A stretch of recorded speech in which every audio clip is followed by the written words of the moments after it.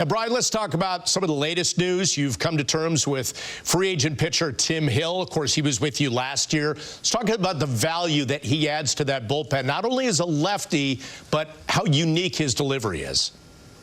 Yes, he definitely comes at you, from a hitter's perspective, from a weird spot, right? A different angle, a different arm slot that you're not used to seeing. So it's definitely an alternative that we feel it's a benefit to have to throw with Aaron Boone.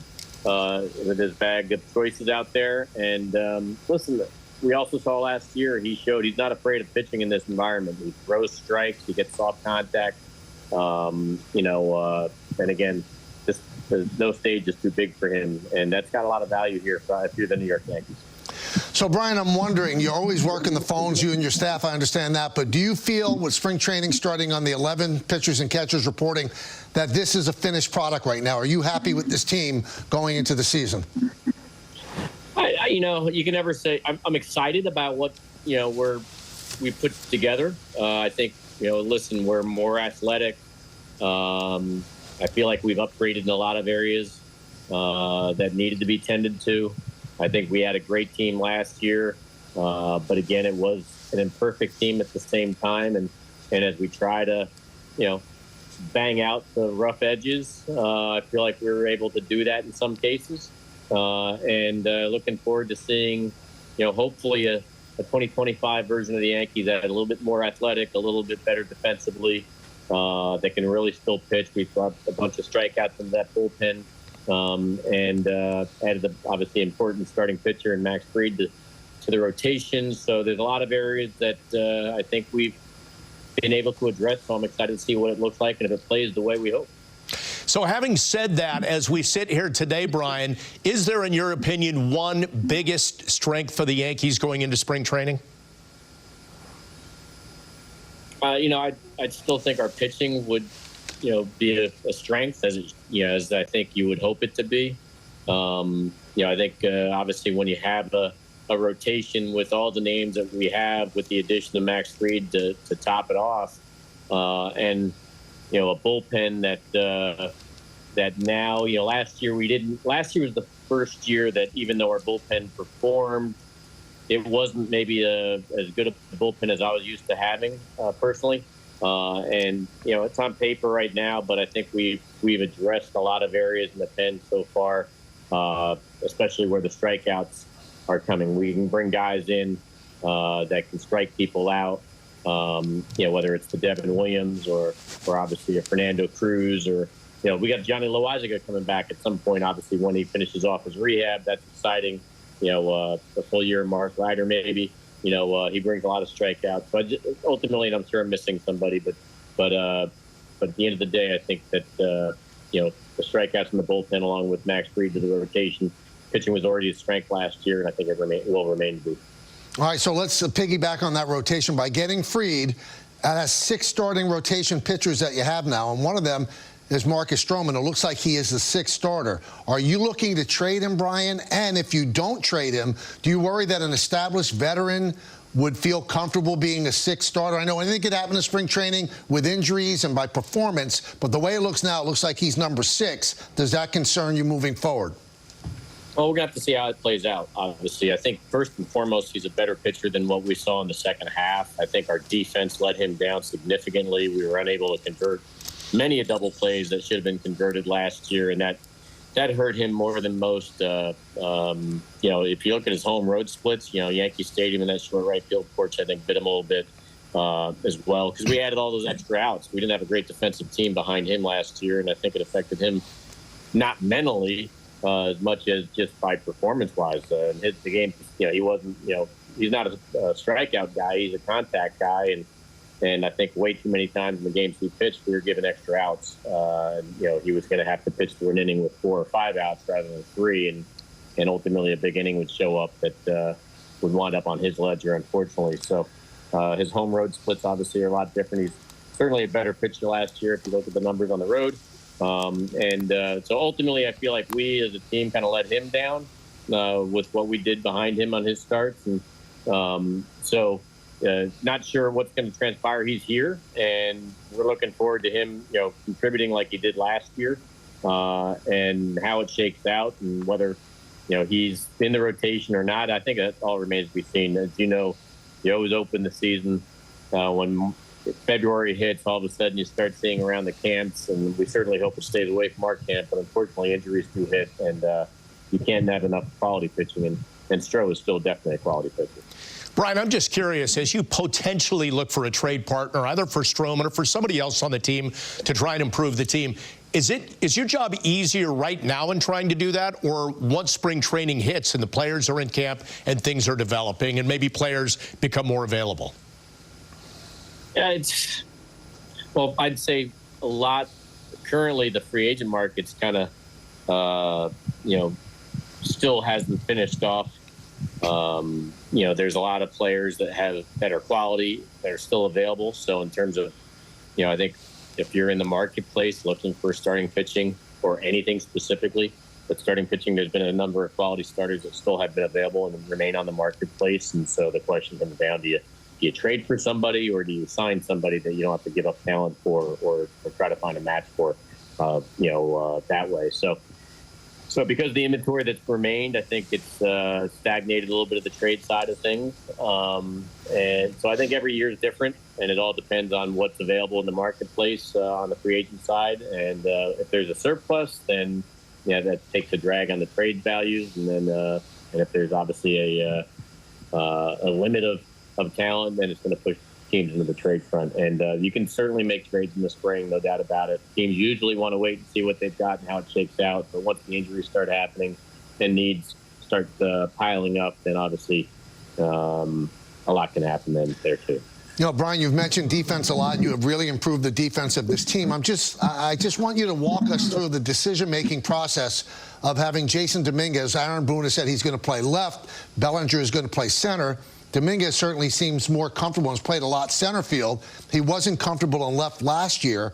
Why are you going that way rather than have Bellinger, who said he's very, very amenable to actually playing anywhere, left, center, or first? Why are you going with Dominguez in left rather than center? Yeah, I think it's still all open in the air. I know Booney's addressed that. I think his preference is definitely left, and we'll see how it all shakes out. And I don't disagree. The primary position that clearly Jason Dominguez is used to playing is center. And I wouldn't rule out, again, if he doesn't handle left, then we'd have to look at center. It just the difference now is we're going to have a nice runway of 6 weeks to kind of take a look and inventory that as it plays out, and how he looks and stands up defensively and mostly in the sun of Florida, which is the hardest to play under regardless, whether it's left, center, or right, because most of these games down here are going to be day games. So we're going to get a chance to see. But if, whatever anybody says in January or early February, you always have a chance to kind of take the eraser out and change it up if need be. And so I think going into things, there's certain preferences you want to see. And then when the dust settles, the player's just going to have to earn it and then re-earn it every day. So in Jason's case, he's going to have to earn becoming a starter here, just because we hope that, that lane is there for him. We hope he takes it. Doesn't mean he's going to. He's going to have to earn it. And so we're excited to see what that talented young man can do with regular reps at the major league level. And I know Booney's committed currently to play him in left and see how that shakes out. And I was looking forward to seeing how that plays out. But we do have the flexibility with Belly if we need to flip it, because he's really athletic and he can play left, he can play center, he can play first, he can do a lot of things. And that was one of the interests of why we kind of had him on the sidelines waiting to see how the Soto thing shook out. And if we had to pivot, we knew that he'd probably be there to pivot too. And if we could make a deal, it would probably be in our best interest. Well, as you said, 6 weeks of spring training can reveal a lot for a team, and it might reveal, and we've talked about this on our Hot Stove show, who your leadoff hitter could be. We've kicked around the names Bellinger, Volpe, maybe even Jason Dominguez. Is that feasible? Do you see yourself as having a legitimate leadoff hitter right now? It's certainly something we've talked about internally, and obviously Aaron Boone. In the end of the day, it's his decision to make on what he wants to do. I know he's told me what he's leaning to. I don't know. I don't necessarily read the papers, so I don't know if he's publicly revealed what he's leaning towards. But I know what he's leaning towards, and I think obviously if he hasn't revealed it publicly, I don't want to say it, but I know we'll take advantage of the spring and see how it looks. And but listen, he's going to have a number of choices. The bottom line is we have a nice, well-rounded, balanced lineup, and he's going to have an array of choices of how he wants to stack these guys.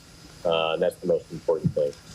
Brian, there are no perfect teams. It's just unrealistic to think that. And when you look at the moves that you've made, you've put together an excellent team.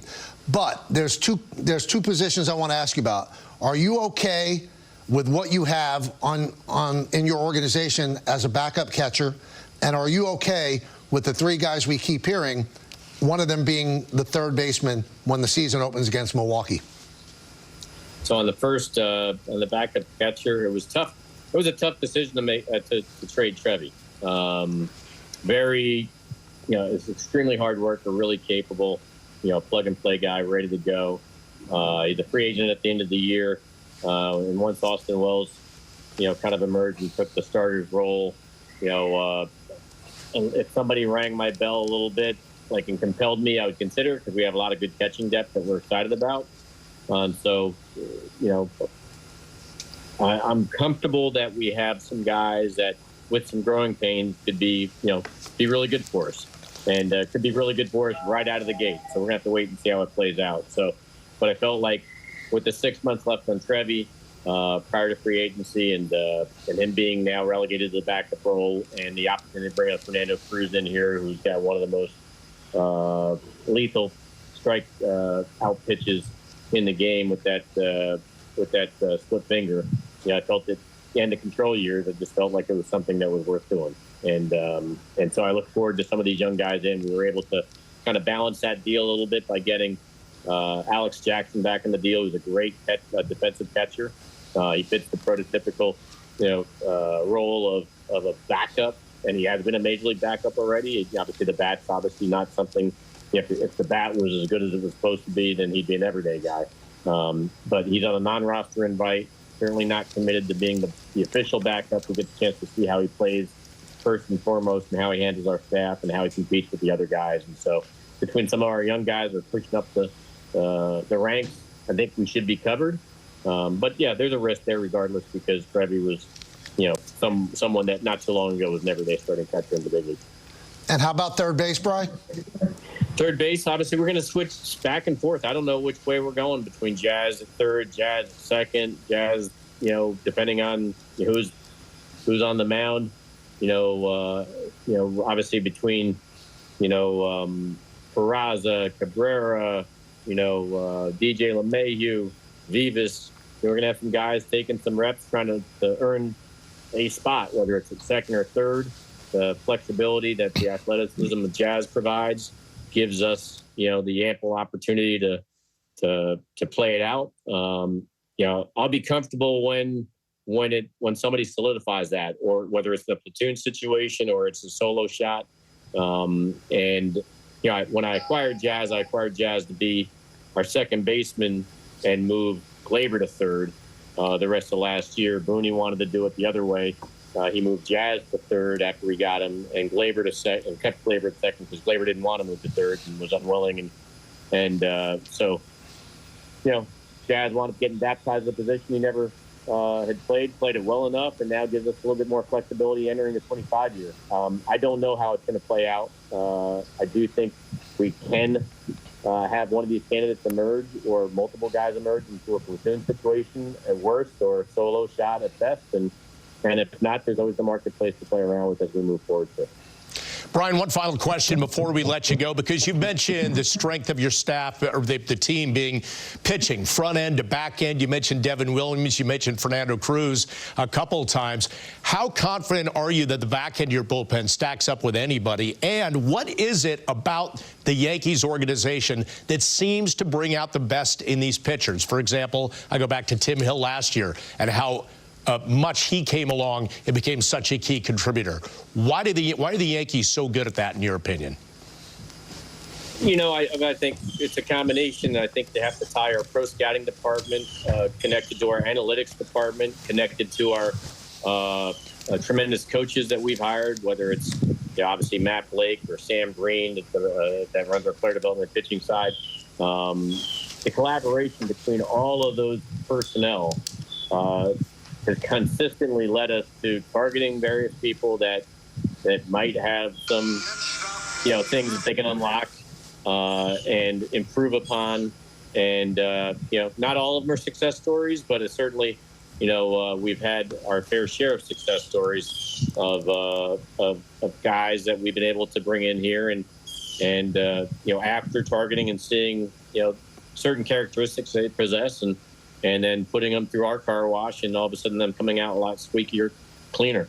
And so I got to give it credit to all those different departments and people that are involved, and then more importantly, in the end of the day, the player themselves.